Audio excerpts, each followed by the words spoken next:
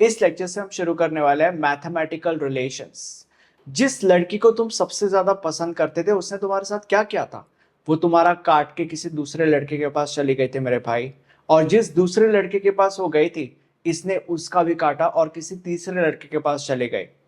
इसी same concept को हम इस टॉपिक के अंदर यूज करने वाले हैं। अब वो कैसे? इमेजिन करो कि एक सेट है, सेट वाई, और इसके अंदर कुछ एलिमेंट्स है विच इज 0 1 2। और हमारे पास एक दूसरा सेट है विच इज सेट जेड, और इसके अंदर कुछ elements which is ABC, right? अगर ये सीन है एंड अगर मैंने तुम्हें पूछा कि what is y cross z, तो इसका आंसर तुम कैसे निकालोगे? देखो बहुत सिंपल है। इसी कॉन्सेप्ट को हम यूज करने वाले हैं जो मैंने तुम लोग को स्टार्टिंग में बोला था। y क्रॉस z है, लेडीज फर्स्ट, पहले y है, इसका मतलब y लेडी है, बाद में जेंट्स आते हैं, तो इसलिए जो बाद में विच इज z वो जेंट्स हो गया। अगर y लेडी है तो इसका मतलब y के अंदर जितने भी एलिमेंट्स है वो लड़कियां है, और इधर के जितने भी एलिमेंट्स है वो लड़के हैं। लड़कियों ने तुम्हारा काटा, तो इसका मतलब इधर जितनी भी लड़कियां है वो इन सारे के सारे लड़कों का काटेगी एक एक करके। Simple as that. सबसे पहले हम जीरो को पकड़ेंगे, तो जीरो जो है वो सबसे पहले ए का काटेगी, उसके बाद जीरो बी का काटेगी, उसके बाद जीरो सी का काटेगी। अब जीरो के पास इधर काटने के लिए कोई भी लड़का बचा है नहीं, तो अब वन के ऊपर जंप करेंगे। वन जो है वो सबसे पहले ए का काटेगी, उसके बाद वन बी का काटेगी, उसके बाद वन सी का काटेगी। अब वन के पास इधर काटने के लिए कोई लड़का बचा नहीं है, तो अभी टू के ऊपर जंप करेंगे। तो टू सबसे पहले ए का काटेगी, फिर टू सबसे पहले बी का काटेगी, और टू उसके बाद सी का काटेगी। ये इसका आंसर हो गया। बेसिकली एकदम आसान भाषा में यहाँ पे सबसे पहला अल्फाबेट वाई है, तो वाई के अंदर जितने भी एलिमेंट्स है वो एक एक करके दूसरे अल्फाबेट के अंदर जितनी भी एलिमेंट्स है उन सारे के सारे एलिमेंट्स का काटेंगे। Simple as that, easy peasy. अब हम और एक बार इसको रिवाइज करेंगे एक छोटे से ट्विस्ट के साथ। व्हाट इफ मैंने लिखा z क्रॉस y, इसका आंसर कैसे निकालोगे? As a set ladies first, अब यहाँ पे पहले z है उसके बाद y है, तो अब क्योंकि पहले z है इसलिए z के अंदर जितनी भी एलिमेंट्स है वो लड़कियां है, और उसके बाद y है इसलिए y के अंदर जितने भी एलिमेंट्स है वो लड़के हैं। लड़कियों ने लड़कों का काटा है, तो इसलिए ये सारी की सारी लड़कियां एक एक करके इन लड़कों का काटेगी। Simple as that. तो सबसे पहले a जो है वो जीरो का काटेगी, उसके बाद a जो है वो वन का काटेगी, उसके बाद a जो है वो टू का काटेगी। उसके बाद a के पास इधर काटने के लिए कोई लड़का बचा नहीं है, इसीलिए अब हम b के ऊपर जंप करेंगे। तो b जो है वो सबसे पहले जीरो का काटेगी, उसके बाद b वन का काटेगी, और उसके बाद b जो है वो टू का काटेगी। अब b के पास इधर काटने के लिए कोई लड़का बचा नहीं है, सबका वो काट चुकी है, तो इसलिए हम c के ऊपर जंप करेंगे। c जो सबसे पहले जीरो का काटेगी, उसके बाद c वन का काटेगी, और उसके बाद c जो है वो टू का काटेगी। खत्म। अब हम इसमें और एक छोटा सा ट्विस्ट डालेंगे। व्हाट इफ मैंने लिखा y क्रॉस y, अब क्या करोगे तुम? अब अगर सपोज मैंने लिखा y क्रॉस y, तो लेडीज फर्स्ट के हिसाब से सबसे पहला एलिमेंट यानी कि y लेडी हो गई, और दूसरा एलिमेंट जेंट्स यानी कि लड़का हो गया। बट द थिंग इज कि दूसरा एलिमेंट तो y ही है, तो इसका मतलब ये है कि जो y है वो लड़का भी है और वो लड़की भी है। मतलब y के अंदर जितने भी एलिमेंट्स है सारे के सारे एलिमेंट्स लड़कियां भी है, और यही सारे के सारे एलिमेंट्स लड़के भी है। हमारे अब इस केस में z का कोई लेना देना ही नहीं है, यही सब लड़के हैं और यही सब लड़कियां हैं, और इसलिए यही लड़कियां एक एक करके इन्हीं लड़कों का काटेगी। ओके, और वो कैसे? सबसे पहले हम जीरो को पकड़ेंगे। हम ऐसे जाते हैं बाय द वे। अगर सपोज अब हमने सबसे पहले जीरो को पकड़ा, तो सबसे पहले जीरो जो है वो खुद का काटेगी, उसके बाद जीरो वन का काटेगी, ऐसे जा रहा है। तो जीरो ने खुद का काटा, उसके बाद जीरो ने वन का काटा, उसके बाद जीरो जो है वो टू का काटेगी। Simple as that. जीरो ने खुद का काटा, जीरो ने वन का काटा, फिर जीरो ने टू का काटा। अब जीरो हो गया, बेसिकली उसका सबका काट के हो गया। अब हम वन के ऊपर जंप करेंगे, तो क्योंकि हम ऐसे जा रहे हैं इसलिए वन जो है सबसे पहले जीरो का काटेगी, उसके बाद वन खुद का काटेगी, और उसके बाद वन टू का काटेगी। तो इसीलिए जो वन है सबसे पहले जीरो का काटेगी, उसके बाद वन खुद का काटेगी, एंड उसके बाद वन टू का काटेगी। अब वन का सबका काट के हो गया। अब टू के ऊपर जंप करेंगे। टू जो है क्योंकि ऐसे जा रहे हैं इसलिए टू सबसे पहले 0 का काटेगी, उसके बाद 1 का काटेगी, उसके बाद खुद का काटेगी। तो 2 सबसे पहले 0 का काटेगी, उसके बाद 2 1 का काटेगी और उसके बाद 2 खुद का काटेगी। और यहाँ पे ये उसका आंसर हो गया। Simple as that. Now you might say that कि ठीक है, ये काटा काटी करके तूने हमें कॉन्सेप्ट तो समझा दिया, बट इसको हम प्रोफेशनली क्या कहते हैं या टेक्निकल भाषा में क्या कहते हैं? If we have two sets, set y and set z, तो उस केस में द कार्टेशियन प्रोडक्ट और the cross product between y and z is denoted as this, y cross z. What is y cross z? In y cross z, every element of y will perform order pair with every element of z. 0 will perform order pair with A, 0 will perform order pair with B, 0 will perform order pair with C. 1 will perform order pair with A, 1 will perform order pair with B, 1 will perform order pair with C, 2 will perform order pair with A, 2 will perform order pair with B, 2 will perform order pair with C.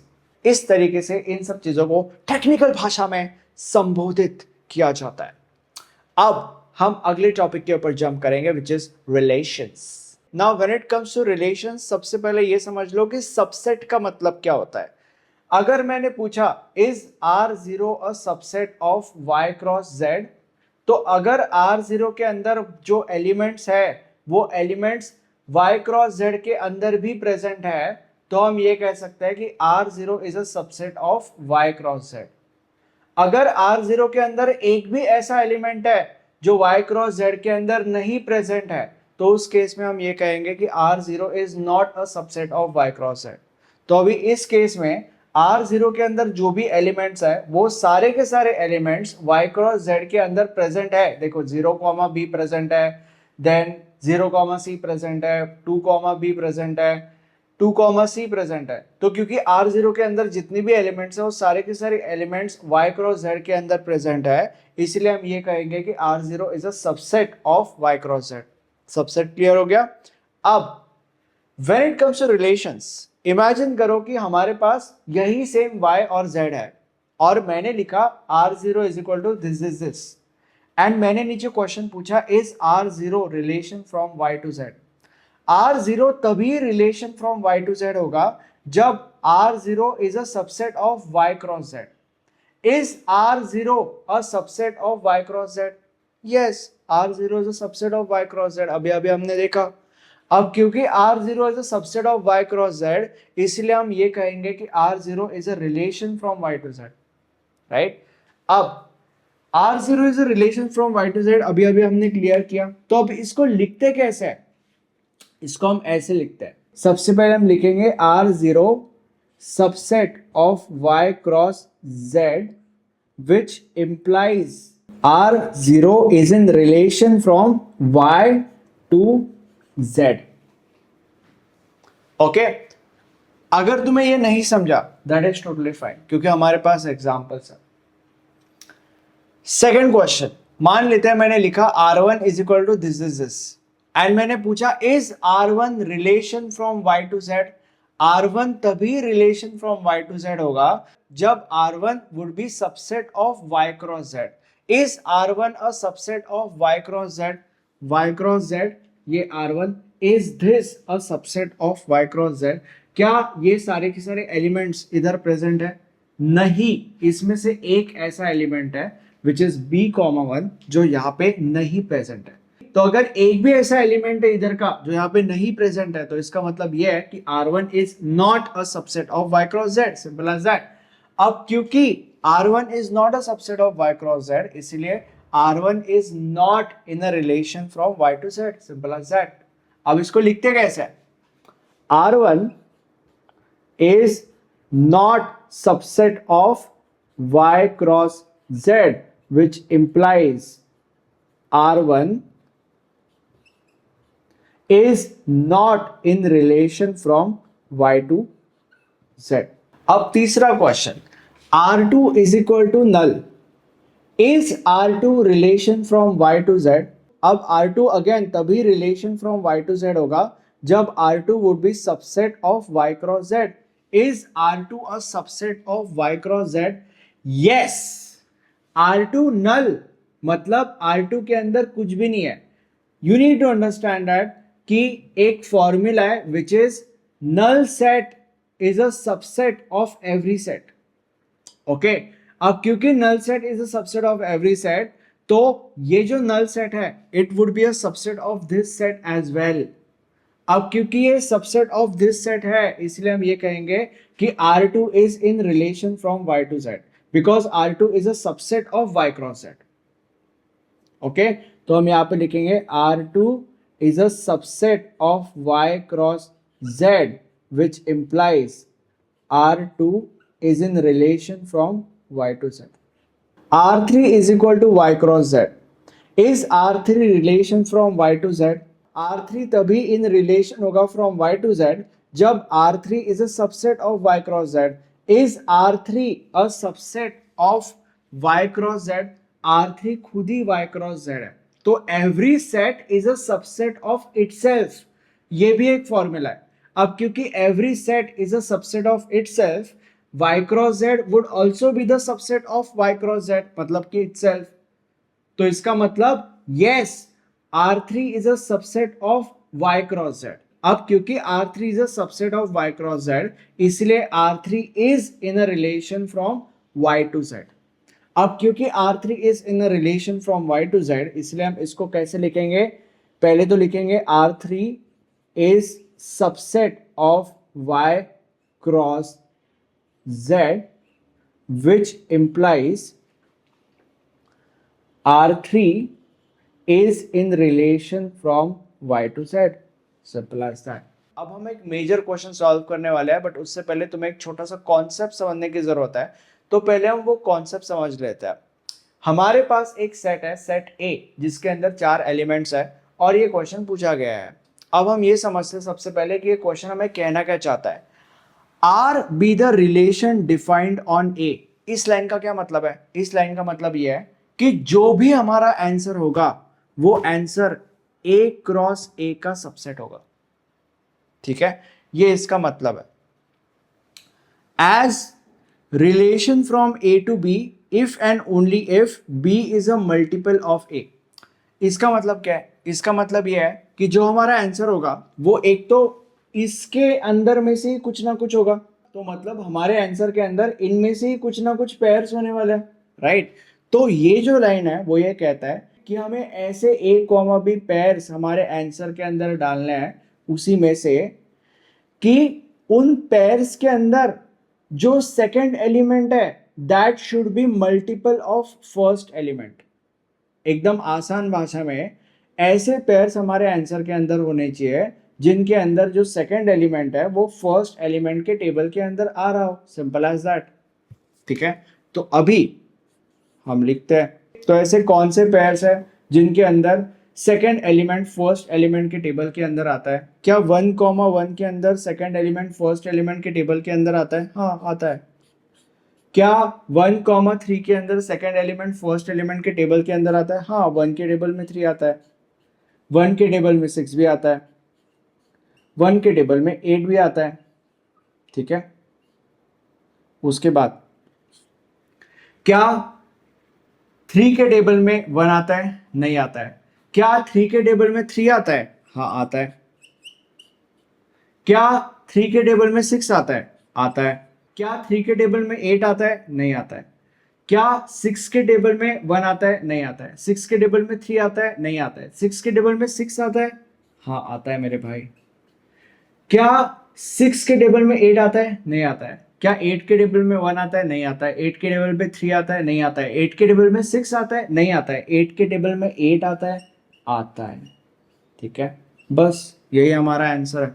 जितने भी A comma B pairs हमने यहाँ पे लिखे हैं हर एक pair ऐसा है जिसके अंदर सेकंड एलिमेंट जो है वो फर्स्ट एलिमेंट के टेबल में आता है. सेकंड एलिमेंट फर्स्ट एलिमेंट के टेबल में आता है, सेकंड एलिमेंट फर्स्ट एलिमेंट के टेबल में आता है, सेकंड एलिमेंट फर्स्ट एलिमेंट के टेबल में आता है, सेकंड एलिमेंट फर्स्ट एलिमेंट के टेबल में आता है. Same goes with this, same goes with this, same goes with this. अब ये हमारा दूसरा एग्जाम्पल है. इनकेस अगर तुम्हें पहला वाला एग्जाम्पल नहीं समझा होगा तो हमारे पास वही सेट है और उसके अंदर की जो एलिमेंट्स है वो भी वही है जो पिछले वाले में थे। क्वेश्चन क्या है, R be the relation defined on A. इसका मतलब क्या है, इसका मतलब ये है कि जो भी हमारा आंसर होगा वो आंसर ए क्रॉस ए का सबसेट होगा। एकदम आसान भाषा में हमारे आंसर के अंदर जो भी x कॉमा वाई पेयर्स होंगे वो x कॉमा वाई पेयर्स इन्हीं पेयर्स में से कुछ होंगे। अब दूसरा लाइन क्या कहता है, relation from x to y if and only if y plus x is less than 10। इसका मतलब यह है कि हमारे आंसर के अंदर हमें वो x कॉमा वाई पेयर्स चाहिए या हमारे आंसर के अंदर वो x कॉमा वाई पेयर्स हमें डालने हैं जिनके अंदर x प्लस वाई अगर हमने किया तो आंसर 10 से कम आना चाहिए। ठीक है, तो बेसिकली एकदम आसान भाषा में इनमें से ऐसे कौन से पेयर्स हैं जिनके अंदर के दोनों एलिमेंट्स को अगर हमने ऐड किया तो आंसर 10 से कम आता है, सिंपल एज दैट। तो r is equal to 1 plus 1 करो 2 आता है तो 10 से कम है तो लिखेंगे, 1 प्लस 3 करो 10 से कम है तो लिखेंगे, 1 प्लस 6 करो 10 से कम है तो लिखेंगे, 1 प्लस 8 करो 10 से कम है तो लिखेंगे, सिंपल एज दैट। 3 प्लस 1 करो 10 से कम है, 4 है आंसर तो 10 से कम ही है तो लिखेंगे। देन उसके बाद 3,3, देन 3,6, देन 3,8 इज 11 जो 10 से कम नहीं है 10 से ज्यादा है तो वो नहीं लिखने वाले। 6,1 इज 7 जो 10 से कम है तो लिखने वाले हैं। उसके बाद 6,3 इज 9 जो 10 से कम है तो लिखेंगे, 6,6 इज 12 जो 10 से कम नहीं है तो नहीं लिखेंगे, 6,8 इज 10 से ज्यादा जो नहीं लिखेंगे, 8,1 इज 9 जो 10 से कम है तो लिखेंगे। उसके बाद 8,3 10 से ज्यादा है तो नहीं लिखेंगे, 8,6 10 से ज्यादा नहीं लिखेंगे और 8,8 भी 10 से ज्यादा है तो नहीं लिखेंगे। और यहाँ पे ये हमारा आंसर तैयार। इस आंसर के अंदर जितने भी x, y पेयर्स है वो सारे के सारे पेयर्स ऐसे हैं जिनके अंदर के x और y को अगर हमने ऐड किया तो आंसर 10 से कम आता है। अब हमारे मेजर क्वेश्चन के ऊपर जंप करते हैं। ये स्टेटमेंट हमें दिया गया है और इस स्टेटमेंट के ऊपर ये 5 सवाल हमें पूछे गए हैं, सिंपल एज दैट। क्या स्टेटमेंट है, let a is equal to 1 2 3 4 be the given set and r be the relation defined on a as r is a relation from x to y if and only if x is less than or equal to y। इसका मतलब क्या है, इसका मतलब यह है, सबसे पहला लाइन, सबसे पहले लाइन का क्या मतलब है, सबसे पहले लाइन का मतलब यह है r be the relation defined on a। इसका मतलब यह है कि जो भी x, y पेयर्स हमारे आंसर के अंदर होंगे वो x, y pairs a cross a यानी कि ये इन्हीं में से होंगे। मतलब बेसिकली जो भी हमारा आंसर होगा वो इसका सबसेट होगा, सिंपल एज दैट। ये पहले लाइन का मतलब है। दूसरे लाइन का क्या मतलब है, दूसरे लाइन का मतलब ये है कि जो भी x, y पेयर्स हम हमारे आंसर के अंदर इंक्लूड करेंगे वो x, y पेयर्स ऐसे होने चाहिए जिनके अंदर जो पहला एलिमेंट है वो दूसरे एलिमेंट से छोटा या दूसरे एलिमेंट से इक्वल होना चाहिए, simple as that, very simple. तो बेसिकली इसके अंदर कौन से ऐसे पेयर्स है जिन पेयर्स के अंदर पहला एलिमेंट दूसरे एलिमेंट से या तो छोटा है या तो उससे इक्वल है। तो अभी सबसे पहले 1,1 पहला एलिमेंट दूसरे एलिमेंट से छोटा नहीं है बट इक्वल है, राइट। देन उसके बाद 1,2 पहला एलिमेंट दूसरे एलिमेंट से छोटा है। उसके बाद 1,3 पहला एलिमेंट दूसरे एलिमेंट से छोटा है। उसके बाद 1,4 पहला एलिमेंट दूसरे एलिमेंट से छोटा है। 2,1 पहला एलिमेंट दूसरे एलिमेंट से छोटा नहीं है, इक्वल भी नहीं है। 2,2 पहला एलिमेंट दूसरे एलिमेंट से इक्वल है। देन उसके बाद 2,3, उसके बाद 2,4, देन 3,1 नो पहला एलिमेंट दूसरे एलिमेंट से छोटा नहीं है, इक्वल भी नहीं है। 3,2 भी नहीं। 3,3 यस पहला एलिमेंट दूसरे एलिमेंट से इक्वल है। देन उसके बाद 3,4 नो नो नो यस 4,4। ये सब के सब ऐसे x, y पेयर्स है जिनके अंदर पहला एलिमेंट दूसरे एलिमेंट से या तो छोटा है या दोनों एलिमेंट्स इक्वल है, ठीक है। हमारा पहला आंसर यानी कि बेसिकली पहले क्वेश्चन का आंसर आ गया।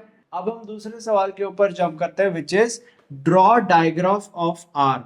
अब डायग्राफ ऑफ आर कैसे ड्रॉ करते हैं, देखो सबसे पहले डायग्राफ के अंदर जो पॉइंट्स होंगे वो पॉइंट्स हमें कौन बताएगा, वो पॉइंट्स ये ए बताएगा। कौन से पॉइंट्स है, पॉइंट्स होंगे 4 which would be 1 2 3 4, simple as that. So 1 2 3 4, ठीक है, ये पॉइंट्स हो गए। अब एरोस कैसे ड्रॉ करेंगे, एरोस कैसे ड्रॉ करना है ये सेट हमें बताएगा। 1,1 यानी कि 1 खुद को ही पॉइंट करेगा, खुद को एरो दिखेगा whatever। 1,2 1 2 को एरो दिखाएगा। 1,3 1 3 को एरो दिखाएगा। 1,4 1 4 को एरो दिखाएगा। देन 2,2 2 खुद को एरो दिखाएगा। 2,3 यस, 2,4 3,3 3 खुद को एरो दिखाएगा। 3,4 एंड 4,4, ये हो गया हमारा डायग्राफ रेड जी। Now the next question is finding in degree and out degree of every vertex of a digraph। अब हमने डायग्राफ ड्रॉ किया है, अब इसके अंदर जो भी वर्टेक्सेस है, ये वर्टेक्सेस है by the way, vertices vertex whatever. तो ये जो वर्टाइसेस है, इन वर्टाइसेस का in degree and out degree हमें निकालना है, ठीक है। तो वो कैसे निकालता है, vertex in degree out degree, जो भी वर्टेक्सेस है वर्टाइसेस है वो उनके नाम यहां पे लिख लो 1 2 3 4। इन डिग्री का मतलब क्या होता है, इन डिग्री का मतलब कितने एरोज उस वर्टेक्स के तरफ पॉइंट कर रहा है, और आउट डिग्री का मतलब कितने एरोज उस वर्टेक्स से बाहर निकल रहे हैं।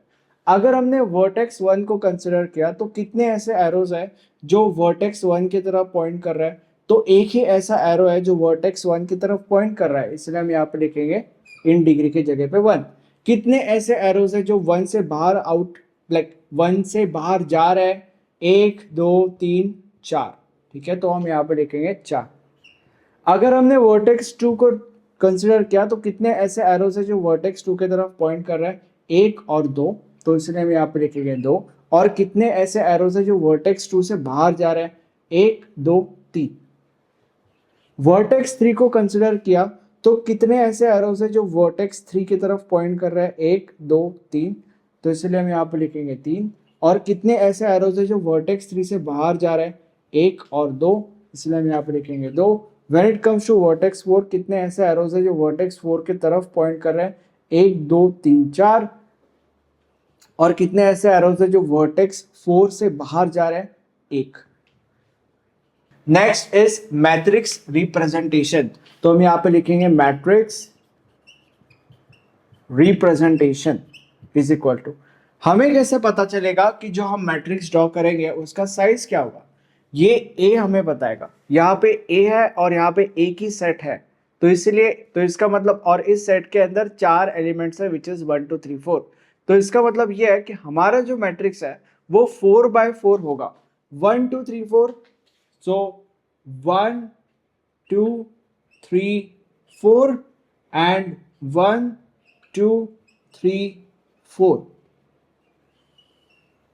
अगर यहाँ पे लेट्स से 1 3 6 9 होता था तो यहाँ पे 1 3 6 9 होता था, और यहाँ पे भी 1 3 6 9 होता था, राइट। अब इसके अंदर हमें क्या डालना है, देखो इसके अंदर हमें जो भी डालना है वो यहां से हमें पता चलेगा।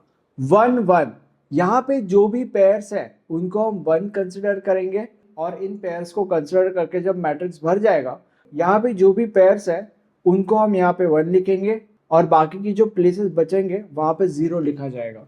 1 1 1 1, तो यहाँ पे 1।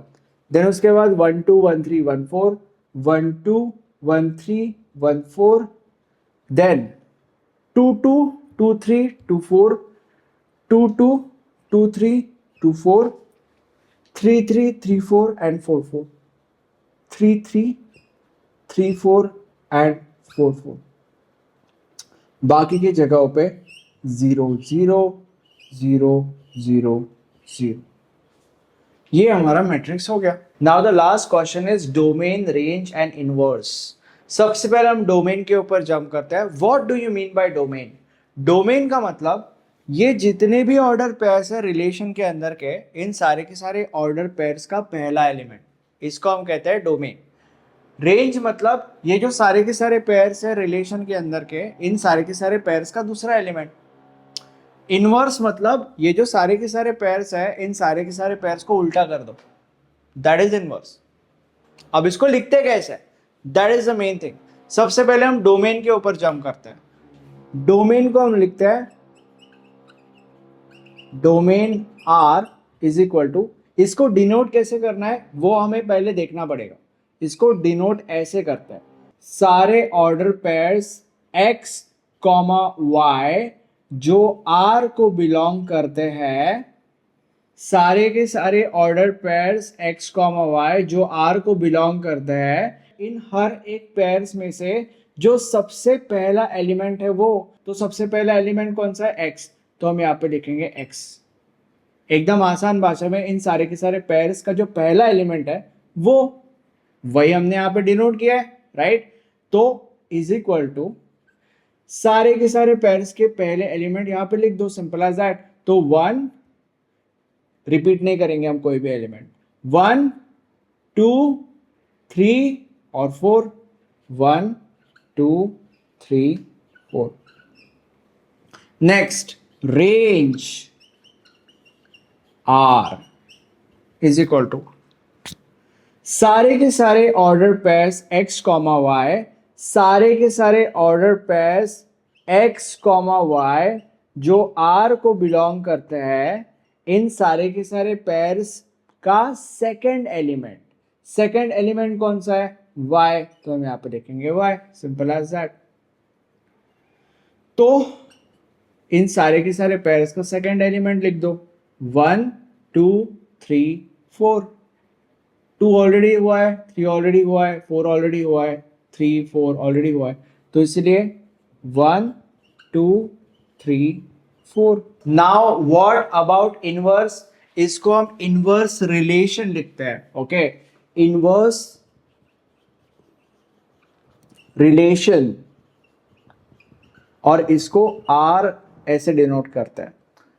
अब कैसे लिखा जाता है इसको, या कैसे इसको संबोधित किया जाएगा? For all x, y pairs, again for all x, y pairs which belongs to R, इन x, y पेयर्स को हम उल्टा कर देंगे, y, x।